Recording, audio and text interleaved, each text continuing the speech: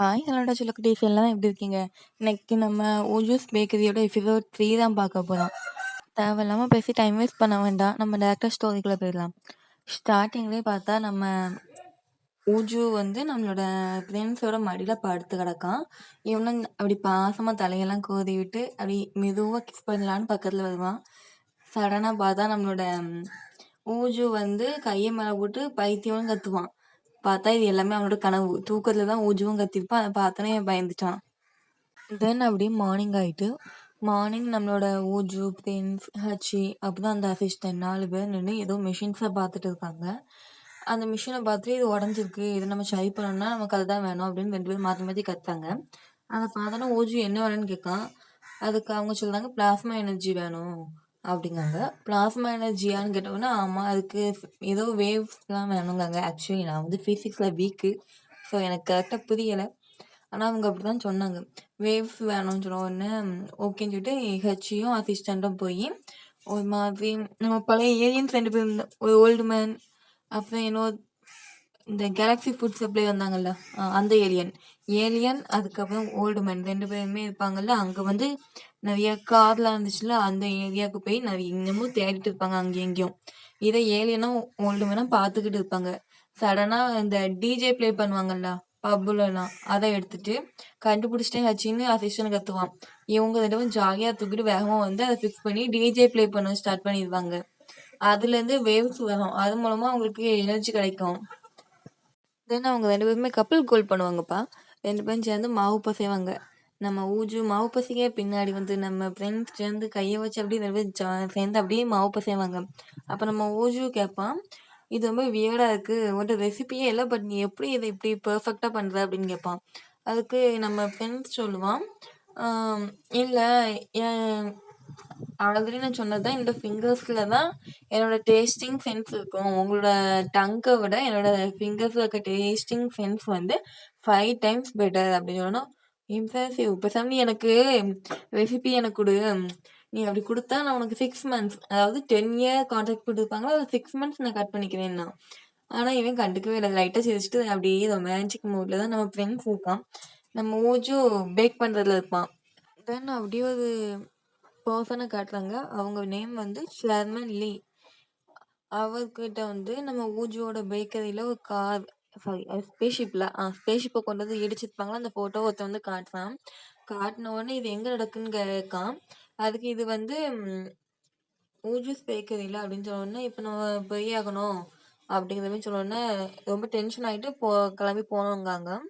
அப்படியே இப்போ நம்ம போலீஸ் ஸ்டேஷனை காட்டினா, நம்ம போலீஸ் ஸ்டேஷனில் தான் அந்த யூடியூபர் தப்பிச்சு போனால அவள் வந்து உட்காந்துருக்கா. அவளும் ஒரு போலீஸ் இருக்கா, அவன் பேர் வந்து ஷின் கிட்ட உட்காந்து கம்ப்ளைண்ட் பண்ணிருக்கா. ஆக்சுவலி ஷின்க்கு வந்து ஏலியன்ஸ் மேல நம்பிக்கை இருக்கு, அதுவும் இந்த ஏரியால தான் இருக்காங்க அப்படிங்கிறமே அவனுக்கு டவுட் இருக்கு. ஸோ அவங்கிட்ட வந்து எக்ஸ்பிளைன் பண்ணிட்டு இருக்கும்போது இவன் என்ன பண்ணுவான், ஏலியன்ஸ் ஃபோட்டோஸ்லாம் இருக்கும்ல அதெல்லாம் காமிச்சு இப்படி இருந்துச்சா அப்படி இருந்துச்சான்னு சொல்லிட்டு 2 பேரும் பேசிட்டு இருப்பாங்க. 2 பேரும் பேசிட்டு இருக்கும்போதே நம்மளோட போலீஸ் ஹியாங் இருக்காலும் அவன் வருவான். அவன் கூட நம்மளோட ஃபியான்சேவும் வருவான். 2 பேரும் வரும்போது ஃபியான்சே நீ அதில் என்னன்னு சொல்லிட்டு இவன் வேலையை பார்த்துட்டு இருப்பான். அப்போ இந்த யூடியூபர் பொண்ணு சும்மா இல்லாமல் என்ன பண்ணுவா, லைவ் ஆன் பண்ணிட்டு வந்து நம்ம ஃபியான்சேவை இன்ட்ரடியூஸ் பண்ணுவா. அவன் கடுப்பாயிட்டு இந்த அக்லி உமன் என்ன பண்ணிட்டு இருக்கா அப்படின்னு கேட்டுருவான். நான் அக்லியா இருக்கேனா, நீ தான்டா அக்லின்னு அதுல லைவ்ல இருப்பா இல்லை. அப்போ கொஞ்சம் பேர் சொல்லுவாங்க இல்லை அவன் ஹேண்ட்ஸமா இருக்கான் அப்படின்னு சொன்ன உடனே இவா கடுப்பாயிருவா. ஸோ அவன் என்ன சொல்லுவான், நான் ஹேண்ட்ஸமெல்லாம் நான் பெட்டியா இருக்கேன் அப்படிங்கிற மாதிரி சொல்லுவான். இவளுக்கு கடுப்பாகிடும். அதுக்கு வந்து 2 பேரும் சண்டை வந்துடும். எக்கிட்ட கேட்டு போங்கடா நான் போறேன்னு சொல்லிட்டு போலீஸ் 2 பேருமே அந்த கராஜ் இருந்துச்சுல, அந்த நிறையா ஆக்சுவலி அதில் வந்து நிறைய கார்லாம் இருந்துச்சு, எல்லாமே ஸ்பேஸ்ஷிப்பான். ஸோ அந்த இடத்துக்கு போகிறாங்க. இந்த இடம் சேர்ந்தே பின்னாடி ஓடுது. 4 பேர் ஆக்சுவலி அந்த இடத்துக்கு போய் இன்வெஸ்டிகேஷனுக்காக போயிருக்காங்க. பட் நோ யூஸ், 4 பேர் இன்வெஸ்டிகேஷன் பண்ண 4 பேர் உட்காந்து பேசிட்டு தான் இருக்காங்க. இப்போ அந்த பிளேஸ்க்கு நம்மளோட சேர்மன் லீ தான் வரான். அவன் வந்து நம்ம கொஞ்சம் அடியாட்களோட வந்து நம்ம ஓல்டு மேன் அண்ட் அந்த ஏலியன் கூட பேசும்போது அந்த ஊஜூஸ் பேக்கரி ரன் பண்ணிட்டு இருக்கா நம்ம பையன் அப்படியான்னு கேட்காங்க. அதெல்லாம் எங்களுக்கு தெரியாது அப்படின்னா, நீங்கள் இந்த இடத்துல தானே இவ்வளோ நாள் இருக்கீங்க, உங்களுக்கு தெரியாதா, நீங்கள் நம்மளோட டேல வந்துட்டீங்களா அப்படின்னு கேட்டோன்னே, இல்லை நாங்கள் எதையும் மறக்கலை, நீ எங்களோட ஸ்பேஸ்ஷிப்பை திருப்பி கூட நாங்கள் போகணும் அப்படிங்கிறதே கேட்காங்க. அதுக்கு அவன் சொல்கிறான், ஸ்பேஸ்ஷிப் தானே கண்டிப்பா நான் குடுக்கேன். பட் ஏன்னா நீங்க அந்த ஊஜூஸ் பேக்கரிய நீங்க ரிப்பேர் பண்ணணும் அப்படிங்கிற மாரி சொல்றாங்க. அதுக்கு அவன் சொல்லுவான், "அது நார்மலான பில்டிங் இல்ல. அது லிவிங் ஆர்கானிசம். அத எடுத்தோம் கவுத்தோம்லாம் எதுவும் பண்ண முடியாது. பொறுமையா தான் பண்ணணும்." அப்படின்னோனே, "ஓ! அப்படியா? அப்ப எதுக்கு நீங்க அந்த பில்டிங்க்கு ஒரு பொண்ணு பிரச்சனை குடுத்தான்னு சொல்லிட்டு அவள நீங்க புடிச்சு வச்சீங்க." அதாவது அந்த யூடியூபர் பொண்ண மென்ஷன் பண்ண உடனே, இவங்க 2 அந்த ஏலியன் வந்து பயந்துட்டு, "அது உங்களுக்கு வேண்டிய பொண்ணா? எங்களுக்கு தெரியாது." அப்படிங்கிற மாரி சொல்லுவாங்க. எது சரிப்பட்டு வராதோ 2த்தையும் புடிச்சிட்டு வான்னு சொல்லிட்டு அந்த ஆட்கள சொல்லி அவன் புடிச்சிட்டு போயிருவான். அதுக்கப்புறம் தான் நம்ம போலீஸ்லாம் அந்த இடத்துக்கு வருவாங்க. தென் அப்படியே நம்ம ஊஜூஸ் பேக்கரி காமிச்சாங்கன்னா, அதுல வந்து அந்த பேக்கரிய வந்து ஏதோ கிளப்புமே மாத்தி வச்சிருப்பாங்க. அப்போ நம்மளோட அசிஸ்டன்ட்டு, ஹச்சி எல்லாமே அங்க தான் ஒர்க் பண்ணாங்க. அந்த என்விரான்மென்ட்காகவே நெறைய பீப்பிள்ஸ் அங்க வராங்க. பட் நம்ம ஊஜுக்கு வந்து பிடிக்கல. அப்போ வந்து நம்மளோட ஃப்ரெண்ட்ஸ் கிட்ட கேட்பான், "இது என்ன எனக்கு பிடிக்கவே இல்ல. பேக்கரி என்னோடது இப்படி இருக்கணும்னு நான் ஆசைப்படல." அப்படின்னோன, "அப்ப எப்படி இருக்கணும்னு நீ ஆசைப்படுற?" அப்படின்னு கேட்கான். அதுக்கு நம்ம ஊஜு வந்து, "உண்மையாவே இந்த இது வந்து பீஸ்ஃபுல்லா இருக்கணும். தன்னோட ஸ்ட்ரெஸ் எல்லாத்தையுமே மறந்து போயிரணும். பீப்பிள்ஸ் அதுக்காக தான் நான் ஆசைப்படுறேன். ஹேப்பியா இருக்கணும்னு" சொன்ன உடனே, நம்ம ஃப்ரெண்ட்ஸ் சொல்லுவான், "இங்க எல்லாருமே ஹேப்பியா தான் இருக்காங்க. நீ மட்டும் தான் அன்ஹேப்பியா இருக்க. பாரு எவ்வளோ பணம் வந்திருக்கு." அப்படின்னு சொல்லிட்டு இருப்பாங்க. உடனே அவன் வேணும் பார்ப்பான். அதுவும் கரெக்ட் தாங்கிறதையும் பார்த்துட்டு இருக்கும்போதே நம்மளோட அந்த ஏலியன் பொண்ணு இருந்தால்ல, அவ வந்துருவா. அவ வந்து என்ன பண்ணுவான்னா, ஆக்சுவலா அவ நேம் வந்து ஹோ. வைஸ் பிரசிடென்ட் ஹோ. நம்ம ஓன்னு வச்சுக்கலாம். ஓ வந்து நம்ம ஏலியன்ஸ்ல 2 பேர் புடிச்சிட்டு போயிட்டாங்க. நீ வந்து ஹெல்ப் பண்ணணும் அப்படிங்கிறதையும் பேசுவாங்க. உடனே நம்ம ஊஜி சொல்லுவான், இத நீங்க போலீஸ்ட்ட தானே சொல்லணும். எதுக்கு இங்க வந்து சொல்றீங்கன்னு கேட்டோனே, அவங்க எங்களுக்கும் எதுக்கும் சம்மந்தம் இல்ல அப்படிங்கிற மாரி சொல்லுவானா, உடனே இவ சொல்லுவா, அவங்க இந்த ஊஜு பேக்கரிய தான் டார்கெட் பண்ணியிருக்காங்க. ஊஜி என்ன நெனச்சுக்குவான்னா, அவனோட பேக்கரியில வந்து நெறையா கிரெடிட்ஸ் நெறைய பேர் வந்ததுனால நெறைய பணம் கிடைச்சிருக்கும்.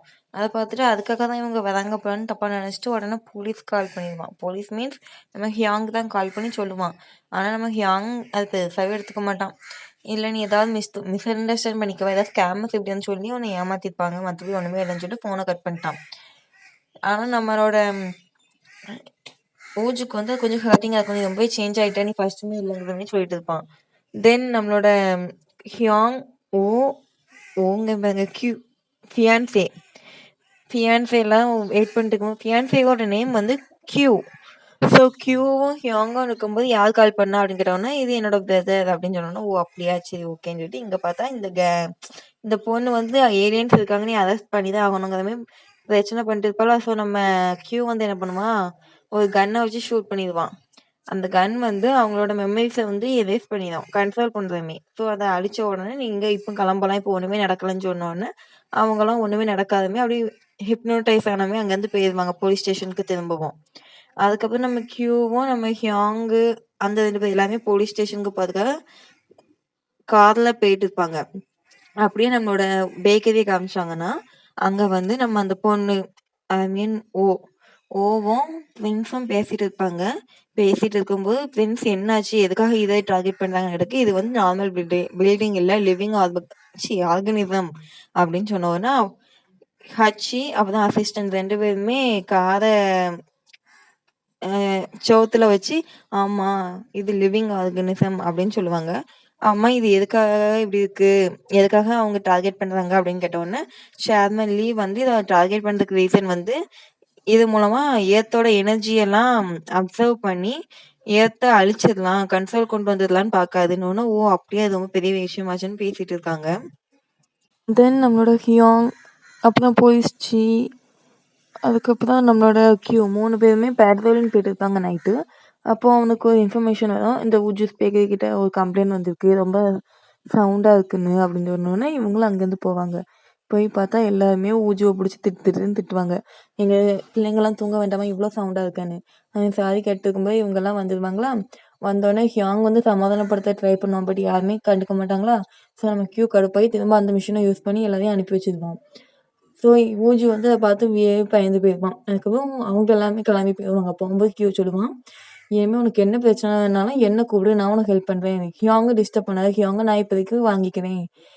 கடனா வாங்கிக்கிறேங்கிற மாரி சொல்லுவான்." உடனே இவன் கடுப்பாயிருவான். இவன் கடுப்பாயி என்ன பேசுறேன்னு சொல்லி சண்டைக்கு போலான்னு பார்ப்பான். ஆனா அதுக்குள்ள எல்லாருமே உள்ள போயிருவாங்களா, ஸோ இவனும் உள்ள போயிருவான். அப்பதான் நம்மள ஊஜும் ஹியாங் ஹியாங் இல்ல. நம்ம ஃப்ரெண்ட்ஸும் பேசிட்டு இருப்பாங்க. பேசும்போது நம்மளோட ஊஜு கேட்பான், இந்த மிஷின் வந்து ரொம்பவே ஏதாவது பயங்கரமான விஷயம் கேட்டோன்னா, ஆமா ஹியூமன்ஸ கண்ட்ரோல் பண்ணக்கூடியதுன்னு நம்ம பிரெண்ட்ஸ் சொல்லுவான். கேட்டுட்டு இருப்பாங்க 2 பேருமே. அப்போ நம்ம ஃப்ரெண்ட்ஸ் வந்து அவங்க ஏர்ன் பண்ண லிஸ்ட்ட காட்டுவான். அதுல கிட்டத்தட்ட 1 பில்லியன் கிட்ட வந்துச்சு. அத பார்த்தோனே ஷாக் ஆகிட்டான். ஹேப்பியாவும் ஆகிட்டான். தென் டைம் ஆயிட்டு நான் கிளம்புறேன்னு சொல்லிட்டு ஹியாங் கிளம்பும்போது நம்ம கியூ வந்து குடிச்ச மாதிரி லைட்டா நடிக்கான். அதனால அவனையும் தூக்கியிருக்கான். இவனை நான் எங்க தூங்க வைக்கன்னு கேட்டோன்னா அசிஸ்டன்ட் சொல்லுவான். நீங்க உங்க கூடயே கூப்பிட்டு போயிருங்க. இங்கெல்லாம் இவன் தங்க மாட்டான்னு சொன்ன உடனே இடம் இல்லைன்னு சொன்ன உடனே ஓகே நான் கூப்பிட்டு போறேன்னு சொல்லிட்டு அவன் கூப்பிட்டு போவான். அப்போ வந்து நம்மளோட ஊஜி சொல்லுவான், நீங்க தங்கிக்க வீடு வந்து ரொம்ப சின்னதாச்சே, ஒரே ஒரு ரூம் தானே இருக்கிறனால ஒன்றும் பிரச்சனை இல்லை, அவன் என் கூட தங்கிட்டு நான் சோஃபால படுத்துக்குவேன் அப்படிங்கான். அப்பதான் கூப்பிட்டும் போயிட்டான். இவன் கடுப்பாயிட்டான் ஊஜு. தென் அவங்க 2 பேருமே அவங்க வீட்டுக்கு போயிருவாங்க. போன உடனே நம்ம கியூ வந்து அப்படி ஸ்டைலா படுத்துக்கிட்டு நம்ம ஹியாங்க பார்த்துட்டு, "வா வந்து என் பக்கத்துல படுத்துக்கோ" அப்படின்னு சொல்லுவான். உடனே அவன், "என்ன? தேவையில்ல" அப்படிங்கிற மாதிரி சொல்லிடுவான். உடனே, "என்னைக்காவது ஒரு நாள் நீ இதுக்காக கண்டிப்பா ஆசைப்படுவ. அன்னைக்கு நீ ரொம்ப மிஸ் பண்ணுவேங்கிற மாதிரி பேசுவேன். எல்லாம் தரையெழுத்துடா அப்படிங்கிற மாதிரி ஹியாங் கண்டுக்கவே இல்லை. அவன் பாட்டுக்கு இருக்கான். அப்படியே நம்மளோட ஊஜு அண்ட் நம்மளோட ஃப்ரெண்ட்ஸை காட்டுறாங்க. அவங்க 2 பேரும் சும்மா பேசிட்டு இருக்கும்போது, நான் குளிச்சுட்டு வரேன்னு சொல்லிட்டு ஊஜு கிளம்ப போறான். அதுக்கு நம்ம ஃப்ரெண்ட்ஸ், "குளிக்க போறியா? அது எப்படி?" அப்படின்னு கேட்டோன்னே, "நீ இதுவரைக்கும் குளிச்சதே கிடையாதா?" அப்படின்னு கேட்டோன்னே, "நான் குளிச்சிருக்கேன். ஆனா நான் வந்து எப்போ என் உடம்பு டர்ட்டி ஆகுதோ அப்போ காத்துலயே நான் குளிச்சிருவேன். அதுவே என்னோட உடம்ப சுத்தப்படுத்திரும்னோனே, அவன் நாங்க தண்ணி வச்சு தான் குளிப்போம்னோனே, அப்ப நான் நீ குளிக்கிறத நான் பார்க்கணும் அப்படின்னு கேட்பான். இவன் கடுப்பாயிடுவான். "டேய் நீ என்னடா பேசிட்டு இருக்க? வெக்கம் கெட்டவனே" அப்படின்னு கேட்டவுடனே, "இல்ல நான் எனக்கு குளிச்சதே இல்லையா? ஸோ நான் குளிச்சத பார்த்ததே இல்ல. ஸோ நான் உன் கூட இன்னைக்கு ஒரு நாள் குளிச்சுக்கிறேன்னு" பாவமா கேட்டவுடனே, "சரி வா" அப்படின்னு புடிச்சு இழுத்துட்டு போயிருவான். 2 பேரும் நிப்பாங்க. இவன் குளிச்சுட்டு இருப்பான். மூஞ்சி அத பார்த்துட்டே ஹியாங் தான் எனக்கு வருது.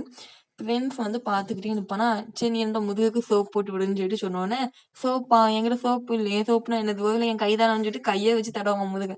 "டேய் சும்மா இருடா. அவ்வளோக்கு பத்தி அதான் சோப்பு. அத எடுத்துட்டு வந்து தேய்னோனே தேய்ப்பான்." இல்ல எனக்கு புரியல. இத்தன வருஷமா எனக்கு என்ன இவன் வந்து சோப் போட்டு தேய்ன்னு தேய்ச்சிட்டு இருந்தான். இப்போ வந்து அவன கூப்பிட்டு தேய்க்க சொல்றான். நீங்களும் நல்லா பண்றீங்கடா. அதுக்கப்புறம் 2 பேருமே சேர்ந்து குளிக்கலாம் அப்படின்னு சொல்லிட்டு குளிக்க போவாங்க. இதோட இந்த எபிசோட் முடிஞ்சது. நம்ம நெக்ஸ்ட் எபிசோட்ல பார்க்கலாம். Love you celebrities. Bye. Sorry. Actually நான் ஒரு முக்கியமான விஷயம் சொல்ல மறந்துட்டேன். ஆக்சுவலி கொஞ்சம் ஒரு அறிவாளித்தனம் பண்ணிட்டேன். அது வந்து நெக்ஸ்ட் வீக் எனக்கு கோயில் கொடனால என்னால ரெக்கார்ட் பண்ண முடியாது. என் வீட்டு பக்கத்துல தான் கோயில். ரேடியோ ஃபுல்லா இருக்குமா. ஸோ நான் என்ன பண்ணிட்டேன், 4 எபிசோட் டவுன்லோட் போட்டேன். ஓஜூஸ் பேக்கரியிலேருந்து 4 எபிசோட் டவுன்லோட் போட்டு 4யும் பார்த்துட்டு எடிட் பண்ணலான்னு. நான் என்ன பண்ணிட்டேன், செகண்ட் எபிசோட் எடிட் பண்ணி முடிச்ச உடனே கண்ணு தெரியாம தேர்ட் எபிசோடுக்கு பதிலாக ஃபோர்த் எபிசோட பார்த்துட்டு அதை ரெக்கார்ட் பண்ணி எடிட் பண்ணிட்டேன். அதுக்கப்புறம் நான் இன்னைக்கு இத பார்க்கும்போது தான் தெரியுது, ஐயோ! நான் 3 எபிசோடு இது பண்ணலையேன்னு. அதனால மாத்தி பண்ணாலும் நான் என்ன பண்ணிட்டேன், மாத்தி ரெக்கார்ட் பண்ணலான்னு நெனச்சாலும், இங்க பக்கத்துல சவுண்டு அதிகமாயிட்டு.